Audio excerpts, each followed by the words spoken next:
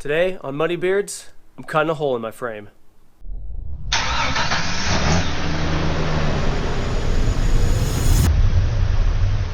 You can see I already did the coil mount, moved it over. I'm also relocating the shock mount to the outside of the frame using an old Ford front shock mount. So I got this passenger side done a couple weeks ago. I had to recut the bottom shock here, mount, and re-weld it back on. So I'm going to take a look at the other side real quick.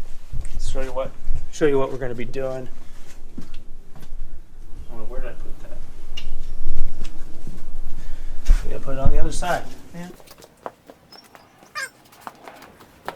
Alright, so you can see I have this bracket already cut out. I'll put the part number up on the screen here. Basically, it's just, at this point, I'm just cutting my frame, cutting the notch in my frame so this can slide in, and I'm going to re-weld it, and then cutting off the bottom shock mount. You can kind of see how it sits probably like 2 inches lower than the other side now, but I'll have to cut that off and move it over towards the outside a couple more inches, and then re-weld it back on. So that's going to be working on today. Since I've already done the other side, I just kind of measured what I did on the other side, and I got my paint pen, tape measure, and I basically measured exactly where the other one was, and just putting it up here and just making it look kind of where I want it to be. And I know that I want, for measuring earlier, that I want it at about 20-degree angle for the for this shock tower, where it should be riding where I want it to be. So I measured 20 degrees, got it in the spot I want it, and just marked the sides with a paint pen. I'll be cutting 1.5 inches into the top. I just remeasured the other side, 1.5 inches. This one's actually 1.5 inches already, but the bottom I marked 1.25 inches, which should be 1.75 inches, because it's going to be tilted forward a little bit.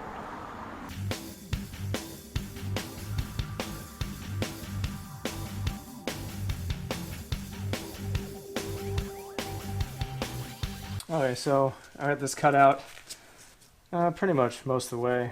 Hope I don't have to cut anymore because that's a pain. And I'm tired of cutting it already.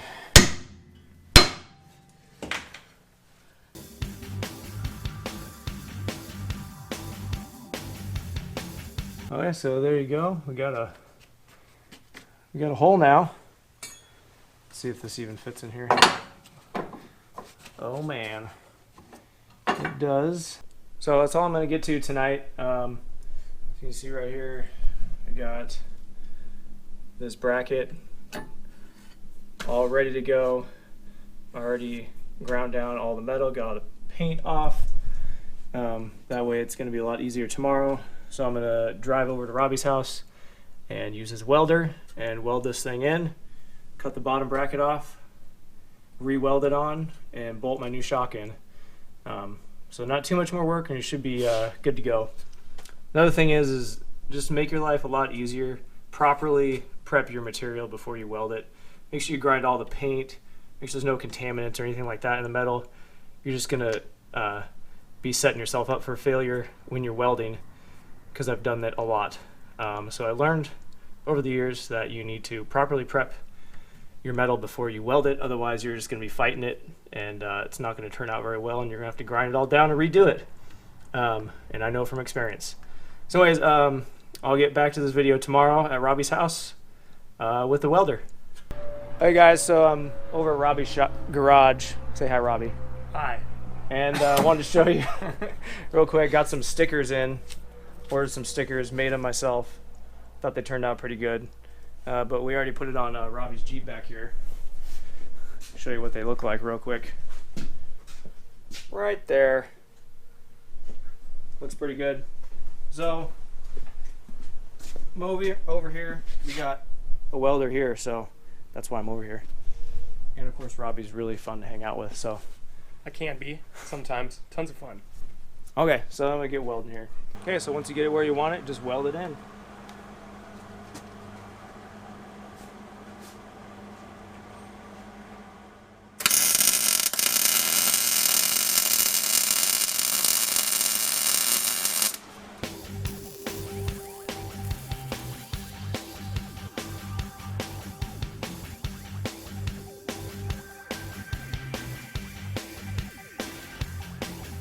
Okay, so let's go ahead and take a look at the welds that I did here.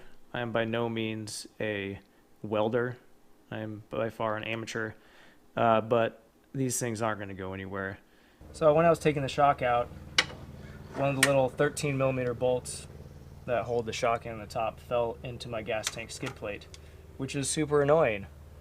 I'm going to try and use this magnet to get it out, and if not, then it's just going to live there from now on, so I'm not going to spend too much time getting it out, but I don't think I can get it down far enough in there.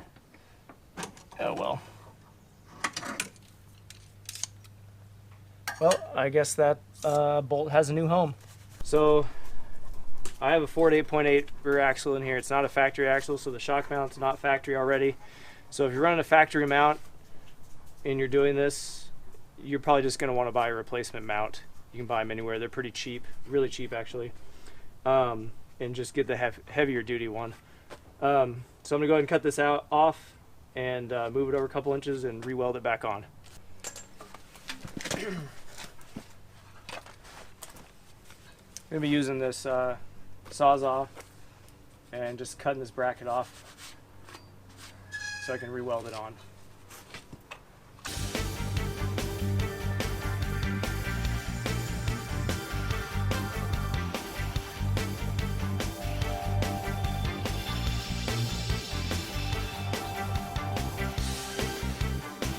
Okay guys, so I got the shock mount cut off of the axle, and so now basically I really need to figure out how long of a shock I want to run.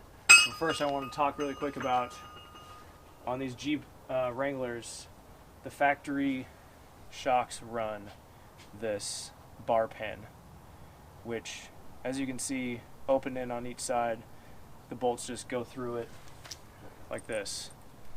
And a really common upgrade, which I did after I broke my bar pen on a trail, which let my axle droop down all the way, and then I broke my drive shaft adapter. And so I drove home all the way in front wheel drive. So that was fun. So after that I upgraded to what they call the Pen Eliminator Kit. It's basically just a bracket that you bolt up there, and I mean, you're never going to break that. It's a lot better. But also you have to remember too, when you do that, you're losing an inch or two, inch and a half of shock length. So like these shocks were already too long, and then I basically had like 2 inches of up travel on these shocks, which basically destroyed them because I had them that way for about 2 years. So we're going to measure the shock to see how long of a shock I'm going to run, because now the mounting locations are going to be a little bit different. So basically what I'm going to do is I'm going to jack up the body and make my suspension basically droop out as far as I want it to be able to go basically, and then measure from this mounting location to where I'm going to mount the new lower shock and go from there.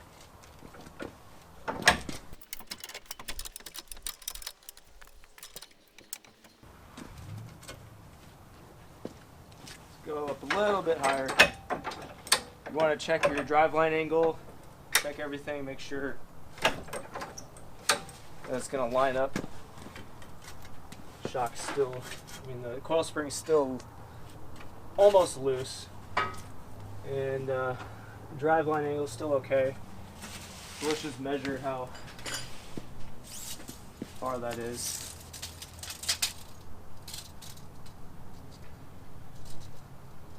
So it looks like it's going to be about 27 inches.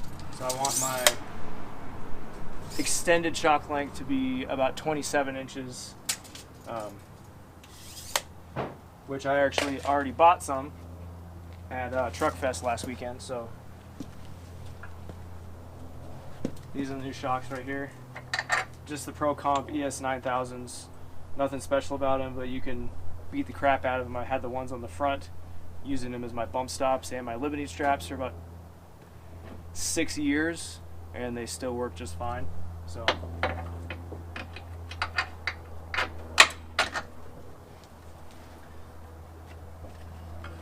fully extended,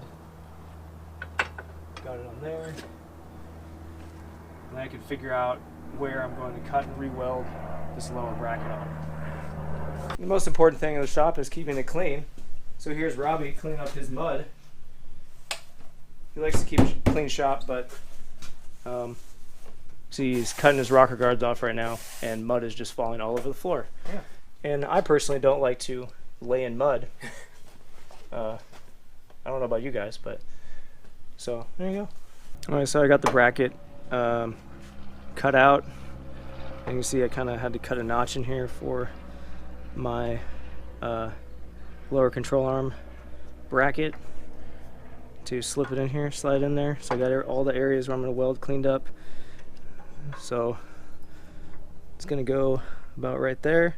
Hopefully you can see this. I got the shock mount welded in right here on both sides, and so just going to bolt the new shock in, make sure everything's good, and then paint everything and call it a day. Alright, so made it back from Robbie's. These new shocks definitely make a huge difference on the back here, because before I was basically not doing anything. You can see this is the finished side. See right there, and then there's a side I still need to paint. Oh, you guys, thanks for watching. I really don't recommend this project for the beginner fabricator because you will be cutting and welding on your frame. Anyways, thanks for watching, guys, and please subscribe to our channel if you like the videos that we're making. Thanks a lot.